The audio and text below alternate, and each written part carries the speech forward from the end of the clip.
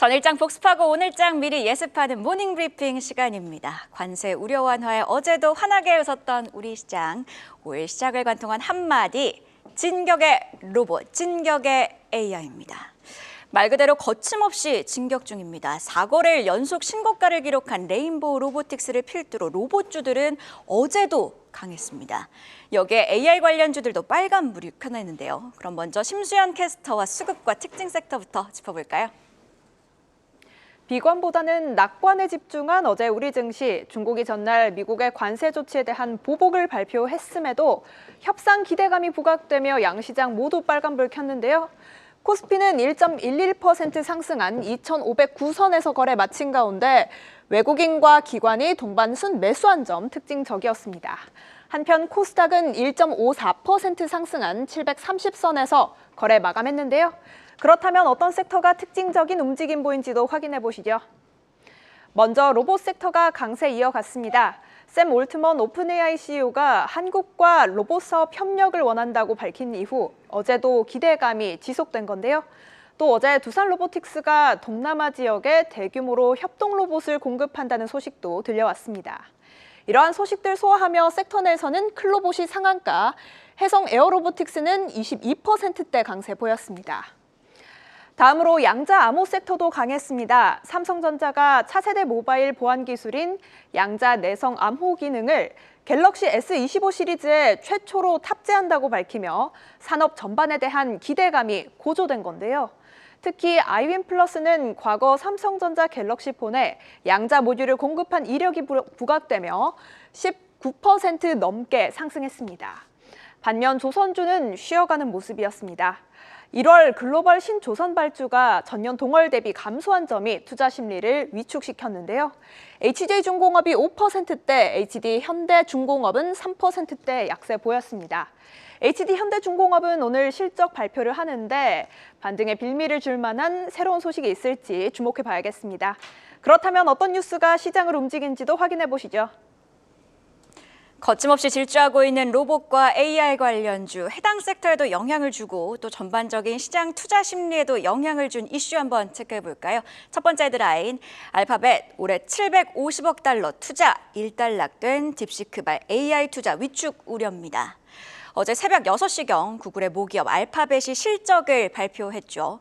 시장은 실적 수치 자체보다는 투자에 좀 더 집중을 하는 모습이었는데요.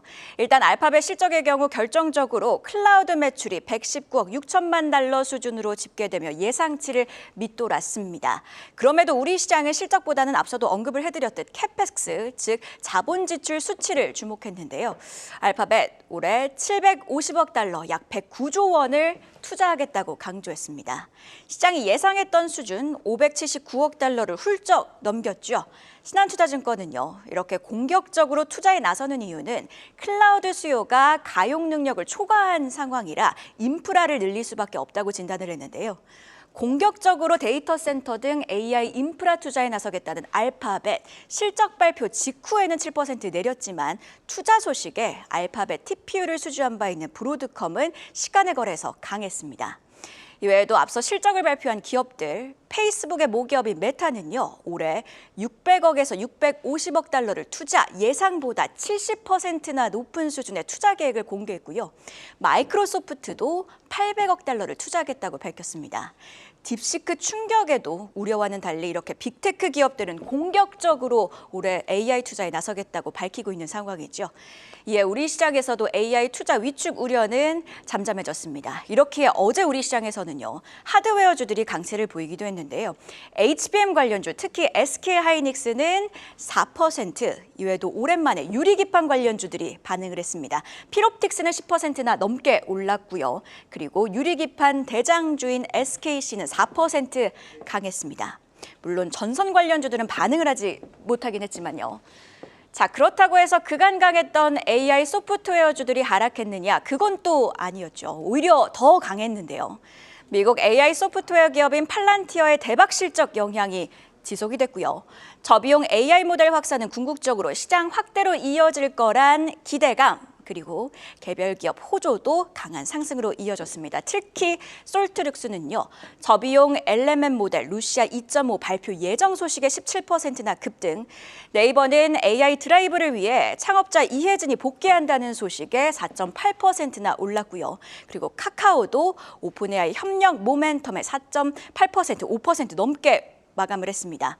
어제 시장은요, 궁극적인 방향성은 AI로 향하고 있고 그렇기에 하드웨어, 소프트웨어 할 것 없이 모멘텀은 살아있지만 다만 지금 현재 그 강도에는 좀 차이가 있다. 이렇게 이야기를 하는 것 같기도 했는데요. 올해 최대 화두인 AI, 앞으로 업황 상황이 어떻게 전개되는지도 나오는 순간순간마다 빠르게 정리해드리도록 하겠습니다. 자, 그럼 두 번째 헤드라인도 한번 체크해 볼까요? 최상목 권한대행 첨단 전략산업기금 신설 발표, 배터리, 바이오 등의 30조 원대 투입입니다. 어제 시장이 주목했던 헤드라인이죠. 정부 첨단산업 지원에 나섭니다. 최상목 대통령 권한대행 겸 기획재정부 장관은 어제 산업경쟁력 관계장관 회의에서 첨단 전략 산업기금을 산업은행에 신설하겠다고 밝혔습니다. 배터리, 바이오 등의 분야에 최소 34조 원을 투입하겠다고 했고요. 3월 국회와 법률 개정안을 협의하겠다고도 했습니다. AI와 관련해서는 이달 중으로 국가 AI위원회 회의를 개최하겠다고도 했는데요. 이날 바이오주와 2차 전지주는 장 초반부터 강했는데 해당 발표는 여기에 온기를 더했습니다.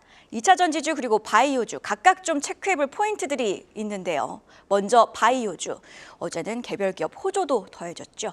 특히 삼천당제약은요, 기관을 대상으로 한 IR에서 아일리아 바이오시밀러 판매를 올해 시작할 것이라고 밝히고 2027년 경구용 비만 치료제 판매를 개시한다는 소식에 21%나 급등, 레인보우 로보틱스와 함께 코스닥 지수 상승에 크게 기여했습니다.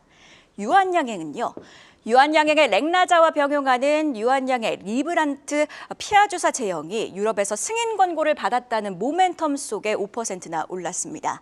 섹터 전체로 보면 바이오 투심이 살아나고 있습니다. 미국 국채금리가 하락을 하고 있고 또 미국과 중국의 갈등으로 수혜를 받을 거란 기대감이 업계 전반에 작용을 하고 있는 건데요. 그제인 4일에는요, 알테오젠이 특히 강했고 어제는 삼천당제약, 유한양행이 더 강했다? 즉, 현재 섹터 내에서도 돌아가며 오르고 있는 건데요. 순환매 속에서도 결국 바이오주의 방향성은 우상향이길 함께 기대해 보시죠. 자, 그리고 2차 전지주, 트럼프발 관세 우려가 완화되며 급락 후에 반등을 하고 있습니다. 다만 증권가에서는요, 일부 종목 목표가를 하향 조정하고 있다 보니 본격적인 반등의 시그널이 찾아왔다고 보긴 어려운 상황이죠. 이런 가운데 어제 오후 4시에 있었던 LNF의 컨퍼런스 콜 여러모로 의미가 있었습니다. LNF 출하량은 3분기에 최저를 기록, 4분기부터 회복 구간에 진입을 했다고 밝혔는데요. 판가 하락에도 4분기 출하량은 증가했다고 했습니다. 자, 이런 가운데 미국 직접 생산도 검토를 하겠다 이렇게 밝혔는데요.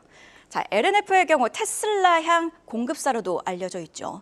테슬라향 2차 전지주부터 회복을 시작하는 건 아닌지 조심스럽게 체크해 볼 필요가 있어 보입니다. 그럼 이어서 어제 장 마감 이후에 나온 공시들 함께 정리해 볼까요? 장 마감 이후에 나온 공시 체크해 보겠습니다. 우선 SKI테크놀로지는 캐즘을 뚫고 5년간 약 2,900억 원 규모의 LFP 배터리 분리막 공급 계약을 체결했다고 공시했습니다. 해당 제품은 그간 주로 중국 기업이 대규모로 납품해온 만큼 이번 수준은 의미가 깊은데요. 중국 업체와의 경쟁에서 대등한 원가 경쟁력을 확보했다는 분석이 나오는 가운데 시간외에서는 2.7% 넘게 상승했습니다. 다음으로 티웨이 항공은 장 마감 후 경영권 분쟁과 관련해 소송이 제기됐다고 공시했습니다. 대명 소노그룹의 지주사 소노인터내셔널이 주주총회 의안 상정을 목적으로 가처분 소송을 제기하며 경영권 확보 압박에 나선 건데요. 해당 소식에 티웨이 항공 시간외에서 6.5% 넘게 상승했네요. 한편 KC텍은 지난해 영업이익이 전년 대비 52.2% 증가한 498억 원을 기록했다고 공시했습니다. 이에 더해 50억 원 규모의 자사주를 소각하고 보통주 1주당 270원을 배당한다고 공시했는데요. 해당 소식에 KC텍 시간외에서 상한가 터치했습니다. 오늘 정규장 흐름도 눈여겨봐야겠습니다. 이어서 주요 기업 실적 공시 조금 더 짚어보겠습니다. KB금융은 지난해 금융지주 사상 처음으로 5조 원이 넘는 순이익을 거뒀다고 공시했습니다. 순이익을 견인한 건 비은행 계열사들이었던 것으로 분석되는데요. 이러한 쾌거에 KB금융은 연내 1조 7,600억 원을 주주 환원에 투입하겠다고 발표했습니다.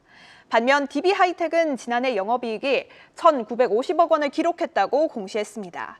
이는 전년 대비 26.5% 감소한 수치인데요. 반도체 파운드리 시장의 부진과 고정 비용 증가가 그 원인으로 분석됩니다. 관련해 회사 측은 기술 차별화와 고부가가치 제품군 매출 확대 등을 통해 시장 회복기를 준비할 계획이라 밝혔습니다. 마지막으로 고려아연은 지난해 7,361억 원의 영업이익을 기록했다고 공시했습니다. 지난해 4분기 영업이익은 1,328억 원으로 무려 100분기 연속 흑자를 기록했는데요.